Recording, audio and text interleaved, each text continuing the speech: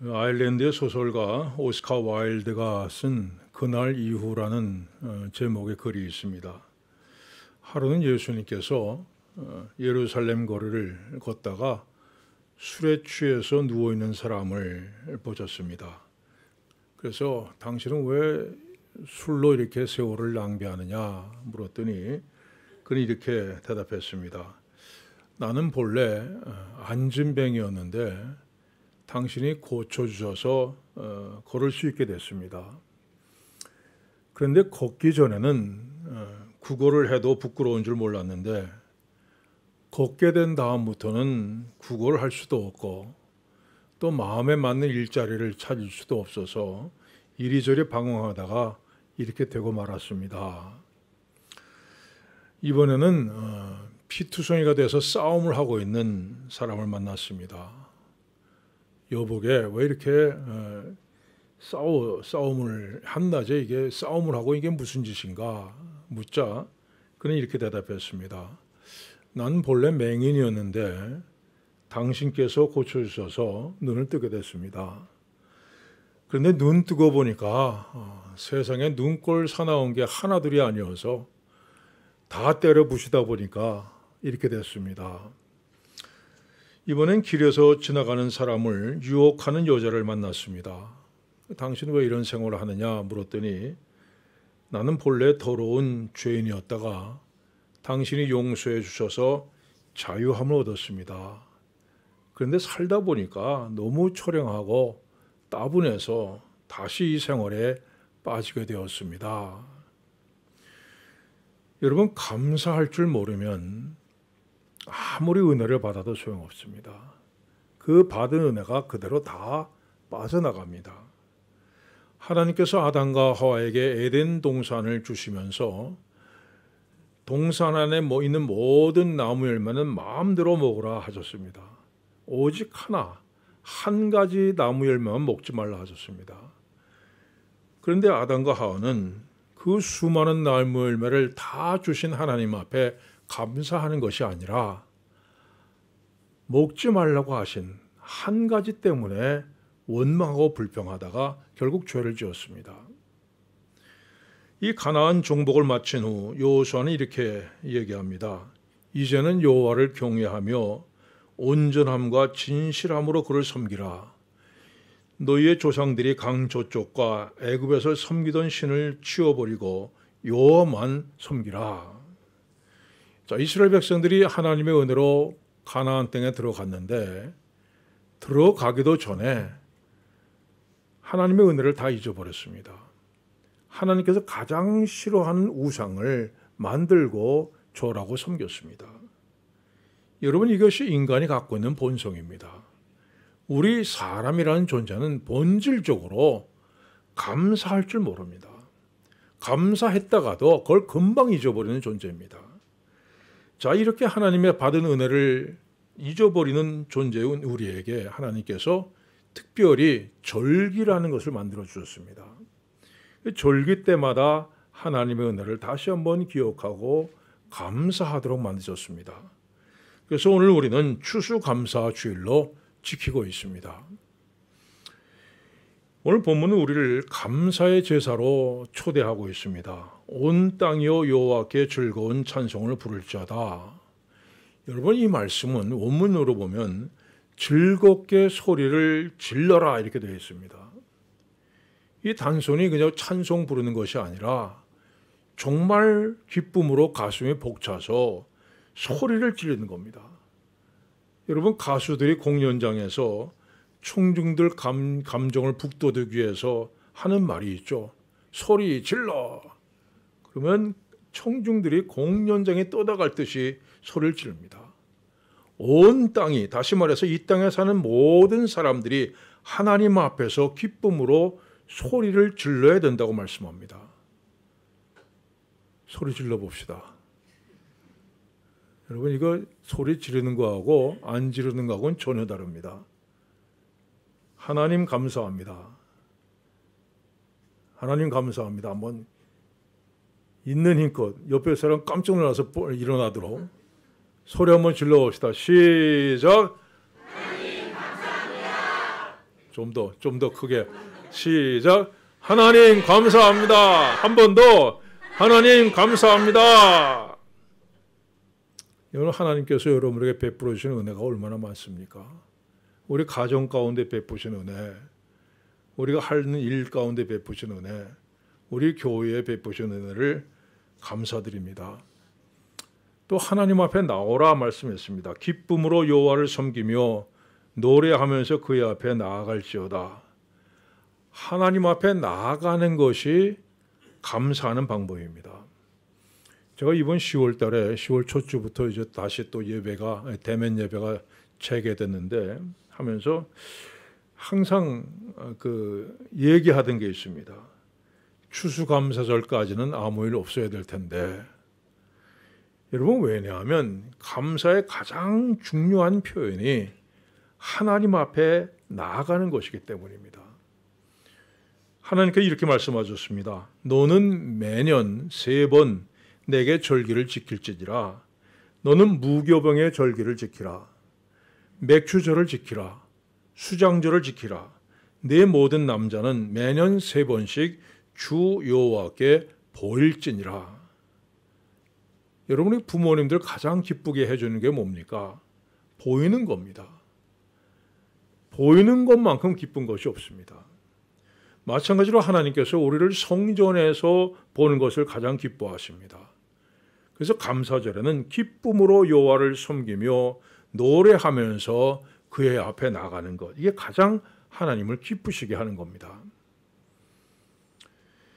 계속해서 본문은 여호와가 우리 하나님인 줄 너희는 알지어다. 그는 우리를 지으시니요 우리는 그의 것이니 그의 백성이요 그의 기르시는 양이로다 말씀합니다. 여러분, 금년에 참 어렵게 한 해를 지나왔습니다. 우리 교회는 침사초의 이 길거리 나가보면 정말 많은 가게들이 문 닫았어요. 어떤 골목 들어가면 한 골목 전체가 문을 닫은 것을 볼 수가 있습니다. 뭐 굳이 수치로 몇 퍼센트다 따지지 않아도 정말 경제가 어렵다는 것을 우리가 피부로 느끼고 있습니다. 또 우리 조국에서 들려오는 소식, 정말 우울한 소식뿐입니다. 저는 한 해 동안 신문에 무슨 신나는 기사 난 적이 있습니까? 정치, 사회, 경제 어디에도 좋은 소식이 없습니다. 전부 우울한 소식뿐입니다. 그런데 우리에게는 이 모든 것을 뛰어넘는 감사의 조건이 있습니다. 바로 여호와가 우리 하나님인 줄 너희는 알지어다. 그는 우리를 지으시니요 우리는 그의 것이니 그의 백성이요 그의 기르시는 양이로다. 이것입니다. 여러분, 하나님은 우리 하나님 되십니다. 그분은 우리를 지으신 분이요 우리는 그분의 것입니다. 이 사도 바울이 골로새 교회에 편지를 씁니다. 너희는 또한 감사하는 자가 되라. 시와 찬송과 신령한 노래를 부르며 감사하는 마음으로 하나님을 찬양하고 그를 힘입어 하나님 아버지께 감사하라. 반복해서 감사하라 감사하라 이렇게 얘기합니다. 자, 그런데 이 편지는 로마 감옥에 갇혀 있을 때 쓴 편지입니다. 자, 감사할 조건이 뭐가 있습니까? 정말 하나님의 말씀대로 정말 부지런히 복음을 전했는데 그게 돌아온 거라곤 가는 곳마다 매를 맞고 죽을 고비를 수도 없이 넘긴 겁니다. 지금은 차디찬 감옥 바닥에 엎드려 있습니다. 생각해보면 감사할 조건이 정말 하나도 없습니다. 그런데 그는 감옥 밖에 있는 사람에게 감사하라, 감사하라, 감사하라 합니다. 여러분, 그 이유가 무엇입니까? 사도 바울은 하나님께서 나를 하나님의 것으로 삼아주심에 감사했습니다. 그는 하나님의 교회를 핍박하던 사람입니다. 그런데 하나님께서 그를 부르셔서 사도로 삼으시고 귀한 일을 맡겨주셨습니다. 그래서 사도 바울은 감사합니다. 나 같은 것 하나님의 것으로 삼아주심에 감사합니다. 이렇게 고백합니다. 우리가 살아도 주를 위해 살고 죽어도 주를 위하여 죽나니 그러므로 사나 죽으나 우리가 주의 것이로다. 오늘 여러분에게도 이런 감사가 있길 바랍니다.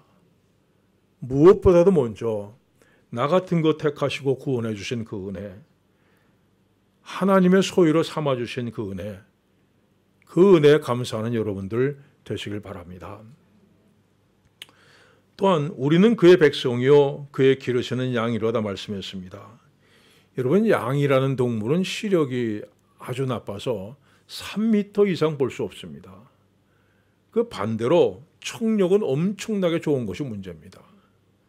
자, 만약에 여러분이 눈은 잘 보이지 않고 귀는 잘 들린다 한번 생각해 보세요. 매일매일 사는 것이 불안과 공포의 연속일 겁니다. 저기 멀리서 자동차 오는 소리가 들립니다. 근데 보이진 않습니다. 그럼 어떻게 해야 됩니까? 꼼짝 말고 그 자리에 서 있어야 됩니다. 불안하죠. 그래서 양은 매일매일 두려움에 쌓여 살아갑니다. 여러분, 우리가 사는 현실이 그렇습니다. 당장 눈앞에 어떤 일이 벌어질지 모릅니다.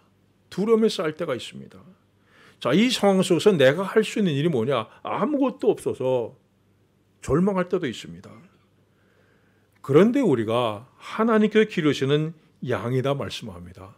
하나님께서 우리의 목자가 되셔서 우리를 푸른 초장과 맑은 물가로 인도해 주신다고 말씀합니다.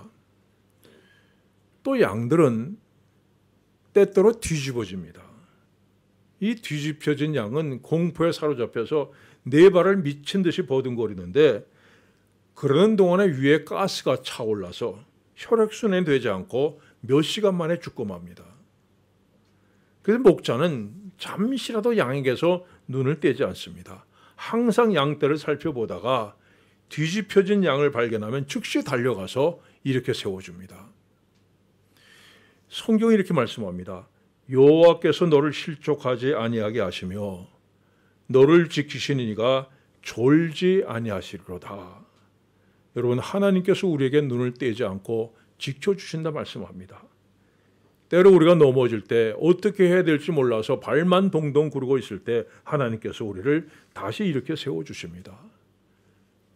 여러분, 그래서 우리는 감사합니다.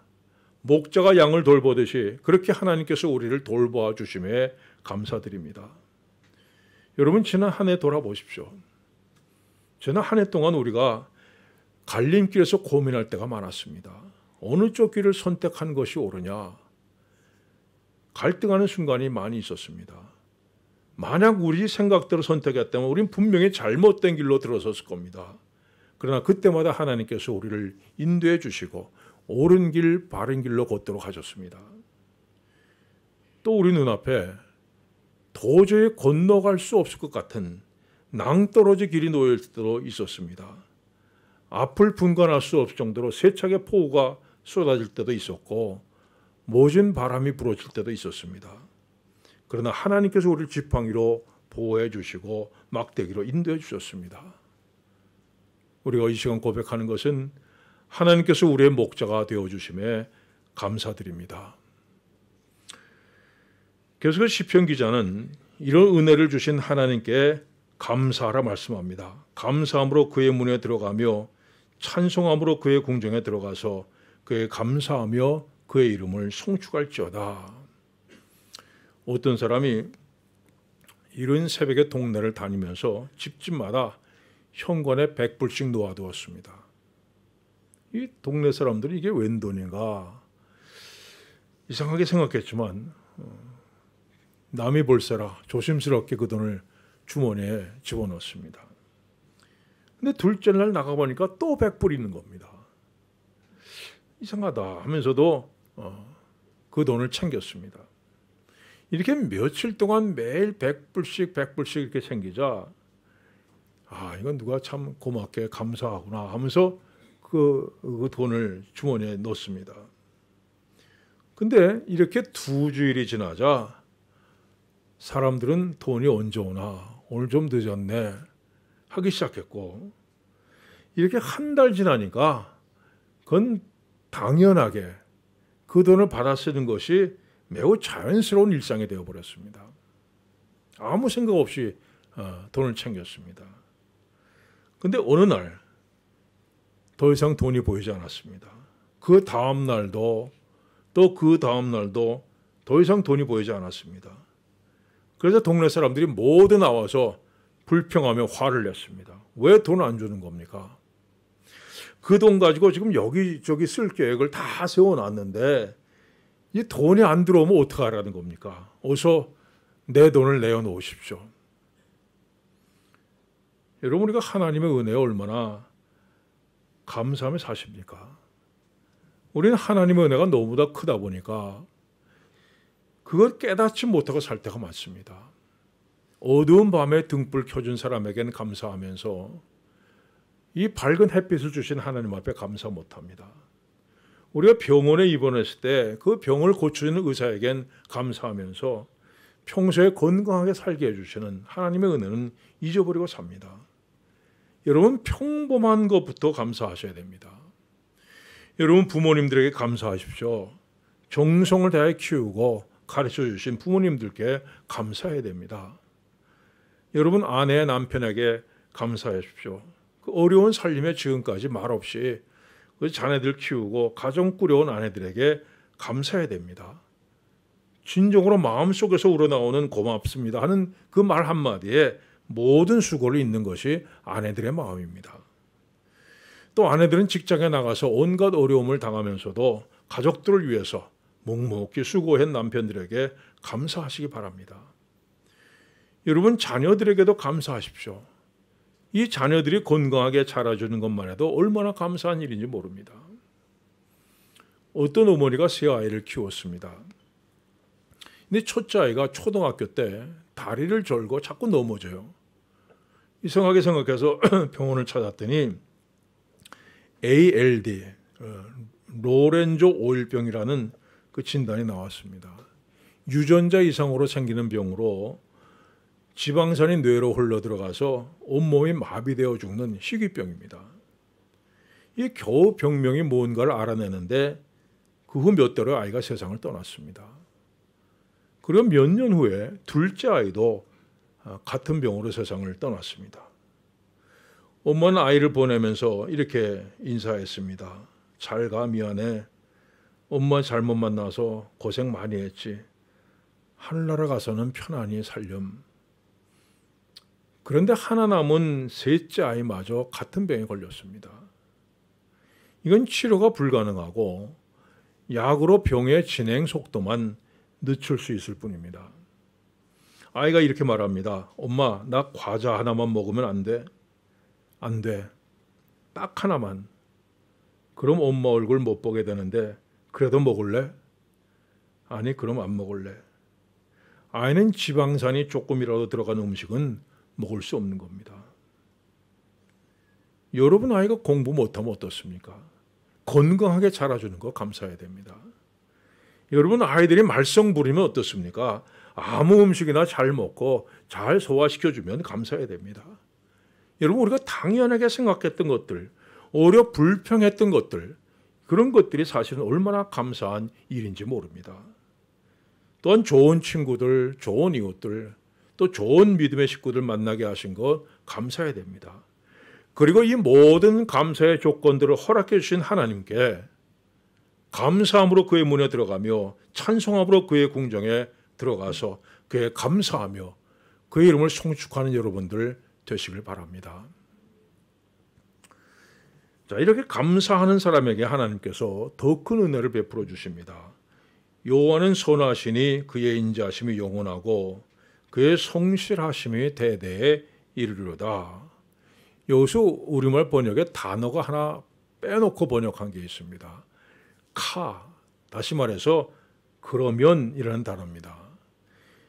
자, 제가 다시 봅니다. 그러면 여호와는 선하시니 그의 인자하심이 영원하고 그의 성실하심이 대대에 이르리로다. 하나님 앞에 감사하면 영원히 대대로 하나님께서 복을 주신다 하는 말씀입니다. 이 1930년에 미국이 정말 무서운 경제공황에 빠져들어갔습니다. 이 공장들은 다 문 닫았고 상점들이 텅텅 비어 있었습니다. 어제까지 그렇게 떵떵거리면서 잘 살던 사람들이 이제 빵을 하나 배급받기 위해서 줄을 서 있었습니다. 거기서 노만 빈센트 필 목사님이 어떤 교인을 만났는데 그는 너무 오래 세탁을 하지 않아서 반질반질해진 그런 옷을 입고 있었습니다. 그는 목사님에게 이렇게 말했습니다. 목사님, 제 걱정은 마십시오. 전 잘 지내고 있습니다. 제가 잠시 직업이 없이 지내고 있지만 어딘가 내 일자리가 있다는 것을 알고 있습니다. 꼭 찾아낼 겁니다. 필 목사님이 참 그렇게 어려운데도 밝게 웃는 모습이 참 보기 좋습니다. 그래서 그는 이렇게 얘기했습니다. 얼굴을 찡그리는 것보다 웃는 게 훨씬 쉬워요. 찡그리는 데는 64개의 근육을 움직여야 하지만 웃는 데에는 14개 근육만 사용하면 되니까요. 왜 찡그려서 제 얼굴을 피곤하게 만들겠어요? 그리고 이렇게 덧붙였습니다. 하나님은 절대로 저를 실망시키지 않을 것을 믿습니다. 목사님은 저에게 믿는 자가 되라고 가르치셨습니다. 일자리가 아무리 찾기 어려워도 저는 얻을 수 있다고 믿습니다. 저는 끊임없이 바라고 믿고 찾겠습니다. 필 목사는 그가 거리를 따라 걷는 모습을 보았습니다. 그의 모습은 당당하고 아름다웠습니다. 그리고 몇 년이 지난 후 그가 커다란 회사의 최고 경영자로 이루고 있다는 소식을 듣게 되었습니다. 여러분, 우리 어린 시절 한번 생각해 봅시다. 여러분 친구 중에 항상 기쁜 얼굴로 무슨 일이 있어도 감사하며 살았던 그런 친구들, 그리고 항상 불만에 가득 찬 얼굴로 찡그리면서 불평하며 살았던 친구들, 그 모습을 한번 떠올려 보십시오. 자, 오늘 그들이 어떻게 됐습니까? 감사하는 사람이 하나님의 은혜를 더 많이 받는다는 것은 오늘 우리의 삶 가운데 실증된 진리입니다. 감사는 은혜를 담는 그릇입니다. 사랑하는 여러분, 금년 한 해 정말 어렵고 힘들게 한 해를 보내왔습니다. 하지만 한 해를 결산하는 지금 우리는 오직 하나님 은혜에 감사할 뿐입니다. 감사함으로 그의 문에 들어가서 감사의 찬송을 부르는 여러분들 되시기를 축원합니다. 기도하겠습니다.